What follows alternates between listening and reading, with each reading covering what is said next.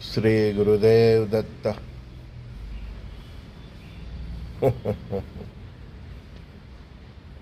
આંતરરાષ્ટ્રીય ડિપ્લોમેસીને કારણે ભારતે જે કંઈ પણ નિર્ણય લીધો હોય પણ થવાનું એ જ છે જે વિધિના વિધાન છે. આતંકવાદ એ જ પાકિસ્તાનનું લશ્કર છે. એ આપણે જોયું કે આતંકવાદના જનાજાઓમાં એ લોકોનું લશ્કર પણ હતું. આતંકવાદના જનાજામાં પાકિસ્તાનના ધ્વજ એ લોકોને લપેટવામાં આવ્યા હતા અને એ લોકોના રાષ્ટ્રીય ધારાધોરણ પ્રમાણે ઘણાને તો અંતિમ વિદાય આપી. એટલે આતંકવાદ જ પાકિસ્તાનનું લશ્કર છે. હવે જ્યાં સુધી આ પાકિસ્તાની આર્મીનો સફાયો નહીં થાય અને એને સર્જિત કરેલા આતંકવાદીઓ કે એનો સફાયો નહીં થાય, બંનેનો એકસાથે સમાયો નહીં થાય, પીઓકેને એક્વાયર કરી લેવામાં નહીં આવે, બલુચિસ્તાન એની આઝાદી મેળવી નહીં લે અને બાકીના પાકિસ્તાનનો પ્રદેશ જે છે તે પણ ખંડ ખંડમાં ટુકડાની થઈ જાય, નેપાળ, ભૂતાન જેવા નાના નાના, ત્યાં સુધી શાંતિ થવાની નથી. અને ભાવિના એધાન પણ એ જ છે કે આ જ થશે જે મેં તમને કહ્યું. પાકિસ્તાનની સેનાનો સફાયો, એની સાથે રહેલા આતંકવાદીઓનો સફાયો, પીઓકે આપણે લેવાનું છે, બલુચિસ્તાનને આઝાદી અપાવવાની છે અને બાકીનું જે પાકિસ્તાન છે એના ખંડ ખંડ ટુકડા, નેપાળ અને ભૂતાન જેવા. બરાબર, એ જ હાલત આપણે બાંગ્લાદેશની કરવાની છે. અત્યારે ભારત સરકાર અને વર્લ્ડની ટ્રમ્પ સાહેબની જે કંઈ પણ ડિપ્લોમેસી હોય એને કારણે ભલે એક બે દિવસ કે કેટલા દિવસ આ સીઝફાયર ટકે, બરાબર છે, પણ થવાનું એ જ છે. હવે જો એ મનુષ્યની બુદ્ધિ કામ કરે છે કે ગ્રહમાન કામ કરે છે, બરાબર ને. 6 જૂન સુધીનો સમય એમએ વિસ્ફોટક છે, તે પછી 15 જુલાઈથી ફરી નવેમ્બર ડિસેમ્બર સુધીનો સમય વિસ્ફોટક છે. જોઈએ આ સમય ભારત અને વિશ્વને કઈ દિશામાં લઈ જાય છે. આપણે એક નાગરિક તરીકે સજ્જ જ રહેવાનું છે. 2-4 મહિના, 6-8 મહિનાનું અનાજ રાખવાનું છે, દવા રાખવાની છે, હાથમાં કેશ રાખવાની છે.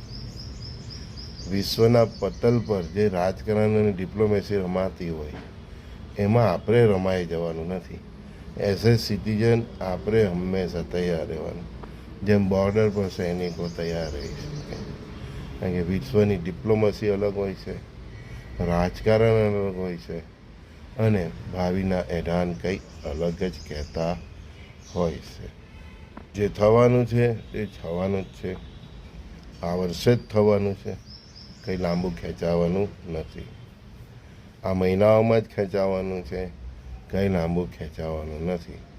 પણ ડિપ્લોમસી ભારતની અને વિશ્વની અને ટ્રમ્પ સાહેબની કારણે જે કંઈ પણ હમણાં આનો એક શોર્ટ ટાઈમ નિકાલ આવ્યો હોય એનાથી આપણે કે ભારત સરકારે ભ્રમિત થવાની જરૂર નથી.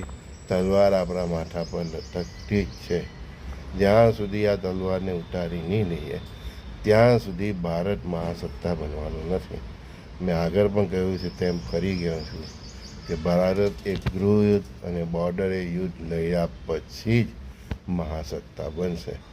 મોદી સાહેબની જે ગણતરી હોય તે સમય એમને પણ આ જ દિશામાં લઈ જવાનું છે. એક નાની આ યુદ્ધ જેવી પરિસ્થિતિ, યુદ્ધ ચાલુ જ છે અને ટેમ્પરરી અટકેલું છે. એમાં બોર્ડર પરના દેશના અને દેશના અંદરના ભાગના લોકોને થોડો પણ ખ્યાલ આવી ગયો હોય કે આપણે કઈ રીતે કેટલું સજ્જ રહેવાનું છે. તમારી એ તૈયારીઓ તમે કાયમ માટે રાખી લો. હવે એક હેબિટ જ પાડી લો કે વોર થાય, ઇમરજન્સી થાય, ઘરની બહાર પણ ન નીકળવા દઈ. જોયું ને, આજે પણ અમૃતસરમાં સલાહ આપવામાં આવી છે કે ઘરની બહાર પણ નહીં, બરાબર. તો જે વખતે તમે અનાજ પાણી લેવા ક્યાં જવાના, દવા લેવા ક્યાં જવાના? તમે બેંકમાં એટીએમમાં પૈસા ઉપાડવા પણ નહીં જઈ શકો, બરાબર ને? એટલે આવી પરિસ્થિતિ સમજીને એ ઓચિંતી પાછી 2-4 દિવસમાં પણ આપણા માથા પર ઠોકાઈ જાય કે અમુક અઠવાડિયામાં ઠોકાઈ જાય, તો એ માટે દરેક ગુજરાતી હોય કે દરેક ભારતીય નાગરિક હોય એમણે સજ્જ રહેવાની જરૂર છે. મેં અગાઉ પણ કહ્યું છે તેમ કાંઠા કાંઠે રહેનાર, સમુદ્રના કિનારે રહેનાર કે આ ભારત પાકિસ્તાનની સરહદે રહેનાર, બરાબર, બાંગ્લાદેશની સરહદે રહેનાર, એ બધી પ્રજા આ રીતે તન મન ધન, એટલે આપણે કહીએ ને ધન ધાન્યથી સજ્જ રહે. ઓચિંતા બળવો થઈ જાય, ઓચિંતા વિસ્ફોટ થઈ જાય. તમારી સામે દુકાન હોય તો પણ તમે ઘઉં ચોખા લેવા નહીં જઈ શકો. સરકાર એકદમ જ શટડાઉન કરી દે. કાલે જોયું 6 વાગે સીઝફાયર, 9 વાગે ફરીથી સાયરનો વાગવા બની ગયો. તમે જાઓ હોય તો ઘરે જાઓ. કેટલી વાર મને કેવી રીતના ઘરે પહોંચો, શું ખરીદી કરો. એટલે ડિપ્લોમસીના ચક્કરમાં તમારે આવવાનું નથી. તમારે તમારી રીતે સજ્જ રહેવાનું છે. પરિસ્થિતિ તમારી સામે જ છે. પાકિસ્તાનને તમે વર્ષોથી જોયું છે ને સમજો છો. એટલે ડિપ્લોમેસી જે કંઈ પણ ચાલતી તે એ ડિપ્લોમેસીને કારણે 2-4 દિવસ જેવું અટકે પર અને ફરીથી વાગે, બરાબર. ઇઝરાયલમાં એવું જ થાય, ડિપ્લોમેસીને કારણે થોડા મહિનાનું સમાધાન થાય, ફરી પેલો વાંદરો કંઈ ગુલાટ મારે, ફરી ઇઝરાયલ મરોની હુમલો કરે. એટલે આ હવે ગરબા આપણા ચાલ્યા જ કરવાના છે, સમજી ગયા. પણ એનો એન્ડ ત્યારે જ આવશે જ્યારે સંપૂર્ણ પાકિસ્તાની સેનાનો ભારત સરકાર સફાયો કરી નાખશે. એને પોષેલા, એટલે એ જ પાકિસ્તાની લશ્કરનો જ એક ભાગ છે આતંકવાદ, એનો સફાયો નહીં કરી નાખશે ત્યાં સુધી આપણે સજ્જ રહેવાનું છે. અમુક પ્રાકૃતિક આપદાઓ પણ આવવાની છે. આપણા દેશનો પણ ઘણો વિનાશ થશે. મેં ગઈકાલે સાંજના મારા વિડીયોમાં કહ્યું તેમ અત્યારે આપણા હાથમાં પત્તા હતા. આ પત્તા રમતા અમેરિકા અને કોઈ કારણસર અટકાવી દીધું છે, બરાબર. અત્યારે આ કાર્ય પૂરું થઈ જશે તો બહુ ઓછા નુકસાનમાં આ પૂરું થાય. હજુ પણ કહું છું, ભારત સરકારના કોઈ પણ માણસો તેઓ ભલે આ વિડીયો સાંભળતા, આ યુદ્ધ જેટલું ખેંચાય, આ સીઝફાયર જેટલું ખેંચાય એટલું ભારતીય પ્રજાનું હજારો લાખોમાં હતાહત થવાના સંભાવના પૂરેપૂરી છે, સમજી ગયા. થઈ જ જશે એ કહેવાનો મને અધિકાર નથી કે હું વિધાતા નથી. જે વિધાતાની પ્રેરણા છે તેના આધારે એટલું જ કહેવું છું, આ જેટલું ખેંચા હશે સીઝફાયર એટલું ભારતને જ નુકસાન થવાનું. કે દુશ્મન એટલો સજ્જ થવાનો, આતંકવાદીઓ એટલા સજ્જ થવાના. ફરી બંકરો બનાવશે, ફરી એમની ડિફેન્સ સિસ્ટમને એક્ટિવ સજ્જ કરશે, મિસાઇલોને તૈનાત કરશે, બરાબર, એના વિમાનોને તૈયાર કરશે. વર્લ્ડ બેન્કે તો પાછું 20,000 કરોડના લોન એગ્રી કરી દીધી છે, બરાબર. એ મારી 10-15 હજાર કરોડ આમાં જ ખર્ચવાના છે. એને કામ એની પ્રજાની પડી રહી, બધું તો લશ્કરના હાથમાં. જેટલું સીઝફાયર ખેંચ્યા છે એ ભારતને નુકસાન જ કરશે.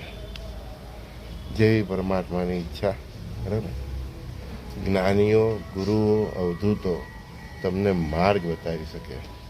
એ માર્ગ પર ચાલે નહીં ચાલે એને પછી રાષ્ટ્રના અને રાજાના ભવિષ્યમાં છોડી દેવામાં આવે છે. તો પણ એક શુભ વાત એ જ છે કે પરમાત્માનો ઈશારો તો એ જ છે કે ભારત વિશ્વ વિજેતા થશે. ભારત જ પાકિસ્તાન અને ચીનને હરાવશે. પણ દુઃખ એ વાતનું છે,